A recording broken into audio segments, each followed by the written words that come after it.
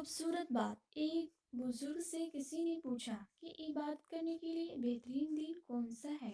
बुजुर्ग ने कहा, मौत से एक दिन पहले। उसने हैरत से कहा कि मौत का वक्त तो मालूम नहीं।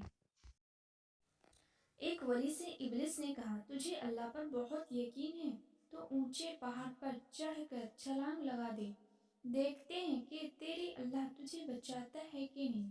वली ने जवाब दिया, ये अल्लाह का काम है कि मुझे आजमाए, मेरा काम नहीं कि मैं अपने सच्चे रब को आजमाऊं। इंसान जब कुछ बुरा करता है तो दाएं बाएं आगे पीछे अच्छी तरह देख लेता है, बस ऊपर नहीं देखता।